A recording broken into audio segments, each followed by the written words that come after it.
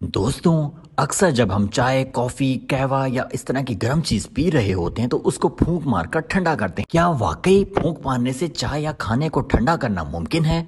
वैसे ये जान ले कि 43 डिग्री सेंटीग्रेड से ज्यादा गर्म चीज को खाने या पीने से मुंह में तकलीफ होती है, जबकि 71 सेंटीग्रेड पर तो मुंह ही फौरन जल जाता है। खाने पीने के दौरान दर्जा हरारत के बारे में जानना तो मुमकिन नहीं है, मगर खाने या मशरूब के खारिज होने वाली भाप से अंदाजा हो जाता है कि वो चीज कितनी गर्म है, जिसके बायस हम लाशऊरी तौर पर इन्हें खाने या पीने से कबल फूंक मारते हैं। तो क्या इससे वाकई चाय ठंडी हो जाती है या बस गर्म हवा ही दूर होती है? तो इसका जवाब है हाँ, वाकई फूंक मारना ग़िज़ा और मशरूब को ठंडा कर देता है। जब आप फूंक मारते हैं तो अपने जिस्मानी दर्जा हरारत के करीब हवा को मुंह से खारिज करते हैं। हमारे जिस्म का औसतन दर्जा हरारत 37 डिग्री सेंटीग्रेड होता है और फूंक मारने से कप या प्लेट के इर्द गिर्द की हवा ठंडी हो जाती है। इसकी एक मिसाल ये है कि किसी गर्म कमरे में चाय का कप हाथ में हो तो इसे ठंडा करने के लिए कुछ वक्त दरकार होता है, मगर वही कप किसी मोतदल दर्जा हरारत वाले कमरे में हो तो वो बहुत जल्द ठंडा हो जाता है। जब आप फूंक मारते हैं तो आप दर हकीकत बुखारात के जरिए इस ग़िज़ा या मशरूब को ठंडा कर रहे होते हैं। हम सांस के जरिए पानी के बुखारात को गर्म प्लेट या कप की सतह से दूर धकेल देते हैं, जिससे मजीद पानी के मॉलिक्यूल्स बुखारात बन जाते हैं। ये तरीकाकार मशरूबात को जल्द ठंडे करने में मदद फराहम करता है, जबकि ठोस ग़िज़ा के लिए ज्यादा वक्त दरकार होता है। और दोस्तों,